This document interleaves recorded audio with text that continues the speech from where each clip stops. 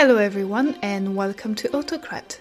This is episode CXV, Tarquinian Succession Carnage.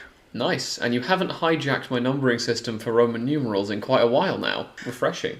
We have essentially arrived at the end of the reign of King Tarquinius Priscus in 578 BCE.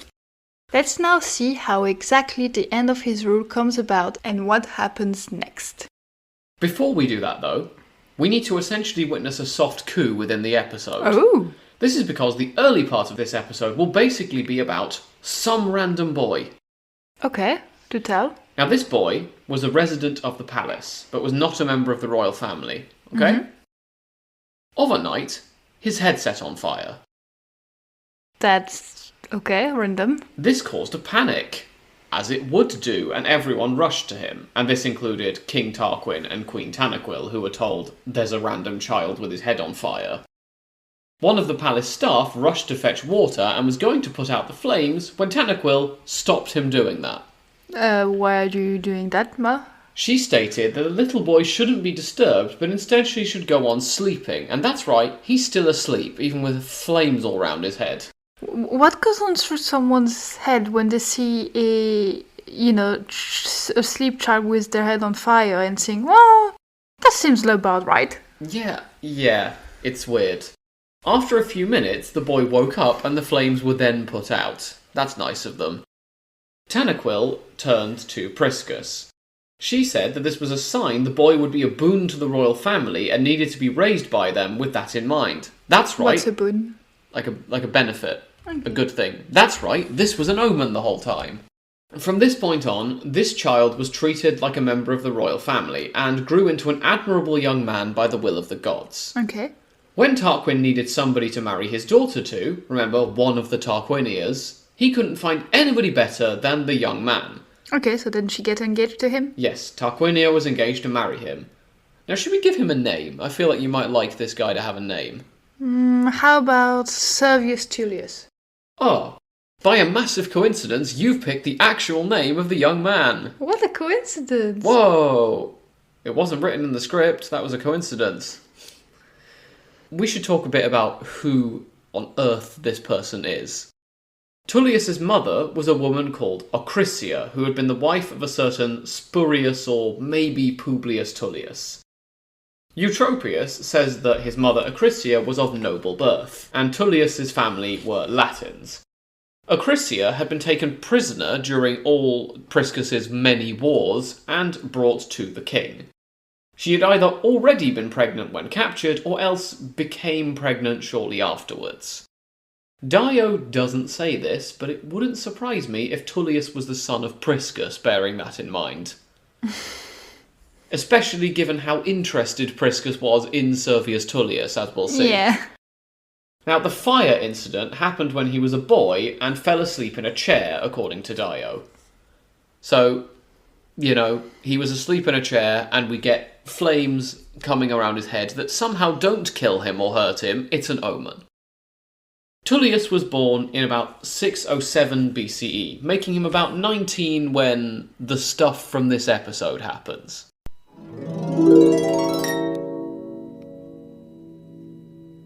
Editing Vince here. I say this 607 date really confidently in the episode, but just know later on in this same episode we are going to come up with an alternative date for Servius Tullius's birth, which is actually more based on the primary source material. So just know this 607 date is a listed option for when Servius Tullius was born, but it's not the one we're going to end up going with. Anyway, that's it for now. Back to the episode.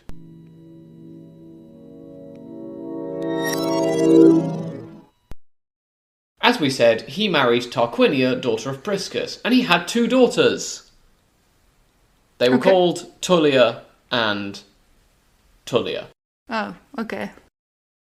Servius Tullius's name is likely as not an alteration of the Latin word servus, or servus, meaning slave. Livy's story is that Servius was a captured prince from Corniculum, which allows him to be conveniently royal while also being a slave and captured prisoner. Remember, Corniculum had been taken by Priscus last episode when you made that epic curriculum joke. Now, Dionysius says that Tullius was a member of the royal family of Corniculum as well, whereas Ocrisia is just mentioned for her beauty, rather than being noble. There's also a more fantastical story about his origins, which Dionysius says comes from local records, although that probably doesn't make what follows more believable. Are you ready for this? Yes. He says that during sacrifices in a hearth in the Roman palace, a male member made of fire rose up from the fireplace. Ocrisia was the first to see it while she was carrying cakes to the sacrifice, and she told Priscus and Tanaquil, who rushed over. Priscus didn't know what to think. I mean, I wouldn't either. But Tanaquil knew this meant a child greater than all men would be born from the woman who fell pregnant by it, and the soothsayers confirmed this. Priscus decided it was fitting that Ocrisia should sleep with it, given that she'd found it, I assume. Hopefully they consulted her first. Yeah. So Ocrisia was dressed as brides usually were and left alone with it. They had some private time, her and this fire. Okay. Maybe this was actually the god Vulcan, maybe it was a minor household deity. Either way, 9 months later, Tullius came along. So, do you believe this version? I mean, that version seems even cooler than the other one. It does. It reminds me a lot of Romulus. To his credit, Dionysius says this account, quote, seems not altogether credible, end quote. However, he then immediately undermines himself by saying it's actually made more believable by the story of the ring of fire around Tullius's head years later. Now, Tullius is said by Dionysius of Halicarnassus to be 3 years older than Lucius. This would see him born in about 594 or 595, which kind of fits with the 607 date. We're going to be going with about 595. So, let's talk a bit about what Servius Tullius did before he, spoiler alert, became king. Okay. When as a child, he fought in the cavalry in the first campaign against the Etruscans, just as Priscus had once done for Ancus Marcius. He fought well and became notable. When he was about 20 or so, he was assigned the auxiliary forces in the fight against the Latins, and he also helped Priscus in getting that rule over the Etruscan cities we talked about last time. You remember where he got given the crown and the ivory chair and the, everything. He often fought against the Sabines, routing them as leader of the cavalry in the first war that Priscus fought against them. He chased them as far as the city of Antemne, and like many times before was rewarded for his bravery. Now, he sometimes led the infantry, sometimes the cavalry, but was often found in the thick of the fighting. When the Sabines surrendered, Priscus saw Tullius as the main cause of his gaining control over them, and again Tullius was honoured, so he's quite indispensable. Tullius was also known for his grasp on public matters and his ability to convey his thoughts clearly. The Romans made him a patrician, just as they had previously elevated Priscus and Numa Pompilius from plebeians to patricians. He was entrusted with the bits of the state that Priscus couldn't handle as he aged, and he governed the state's finances and the Tarquin finances of the household. In all these matters, he governed justly and well. All I'll say is, keep your eye on him. I will. So, recap, there's the Priscus family at this point. They have 2 sons, Lucius and Arruns. There's also a daughter, Tarquinia, who marries Servius Tullius, and they have 2 daughters, Tullia and Tullia. They're sometimes called Tullia Major and Tullia Minor to distinguish them, as Romans have a habit of just naming daughters the feminized version of the family name and then nothing else, and that's all of them. Think, for example, things like Julia, Octavia, Antonia, you get the point. However, we also said last time that a Tarquinia, daughter of Priscus, is said to be married to a member of the Brutus family. They would have 2 sons, one of whom is called Lucius Junius Brutus. Now, is this the same Tarquinia?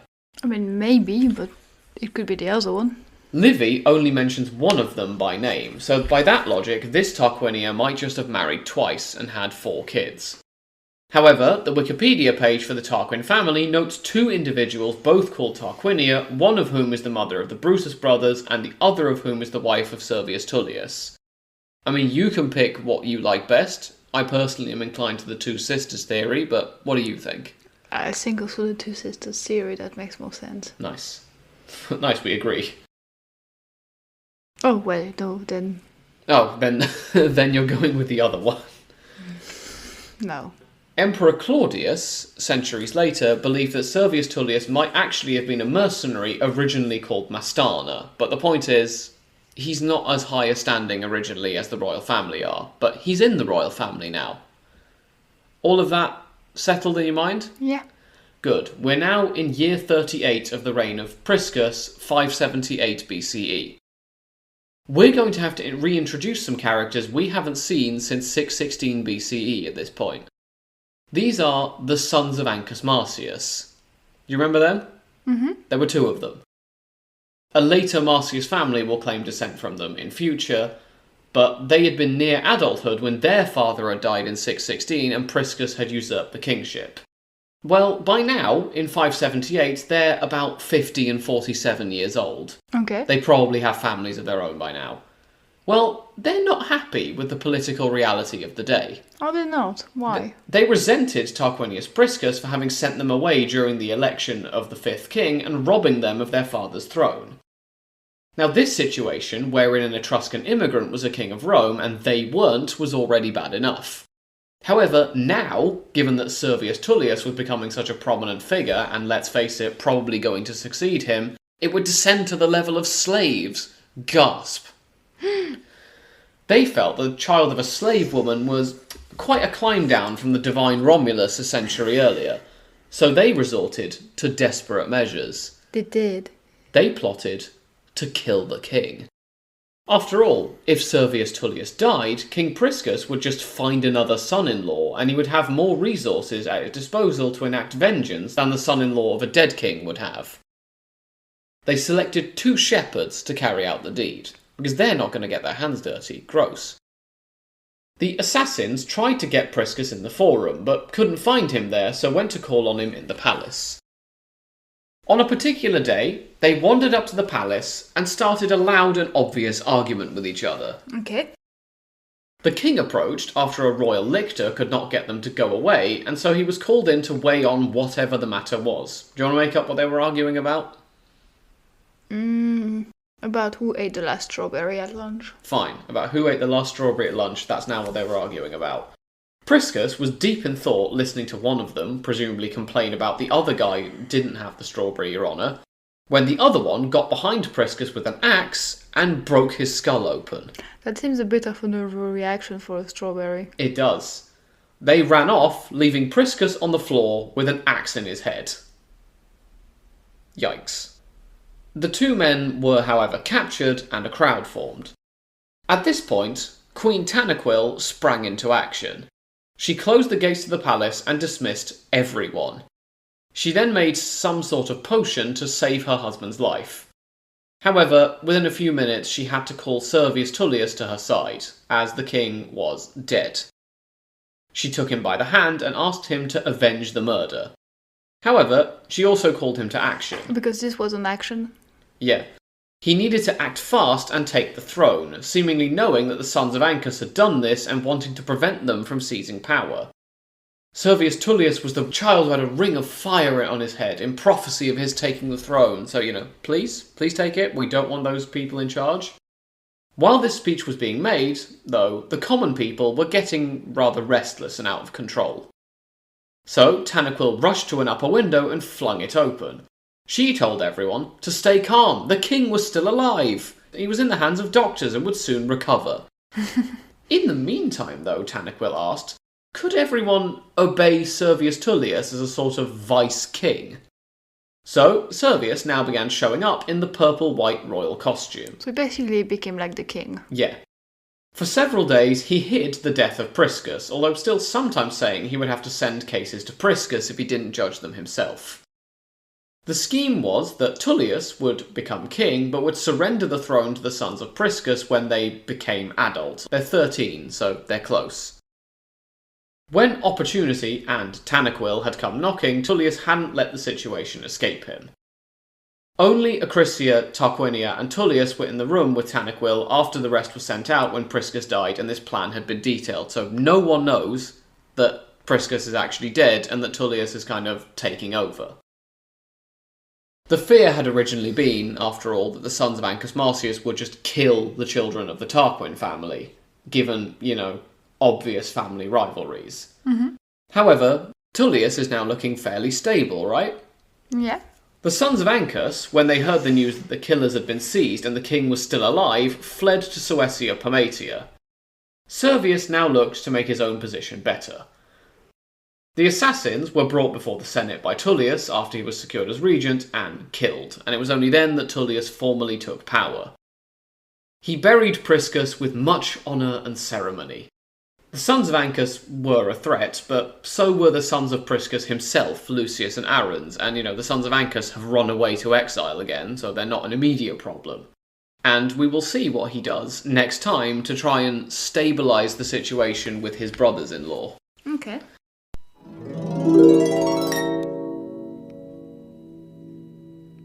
Just a quick editing note here again. I'm not sure if the payoff for this suspense will be next time in episode 116 or instead in episode 117. It is definitely coming, I'm just not sure of the order it's going to be in yet. Anyway, for the last time, back to the episode.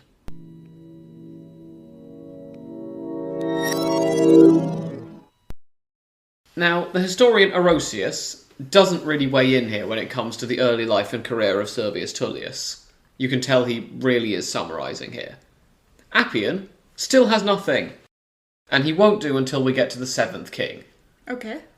So, for now, with that coup having happened, we're going to leave it there, with Servius Tullius now installed as the 6th king of Rome.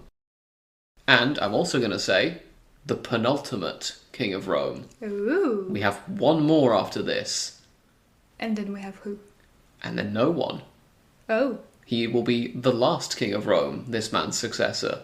Okay, so what happens after that? Well, we'll get to that, won't we?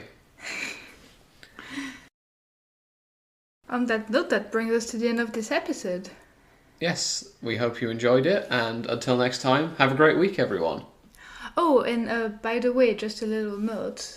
We went to see the Odyssey without Jingle Janglers. We might do a little review of that in the coming weeks, just for fun, so look out for that. Yes, you're quite right, I'd forgotten to mention that. The Jingle Jangler has opinions. Yes, she does, so it's going to be a very fun thing to do. Yeah, more of an informal chat show, I think, in a way. Yeah, it's just going to be fun, yeah. So well, look anyway, out for that. Yeah, look out for that, and until then and or next time, have a great interval of time, everyone. Yes, goodbye.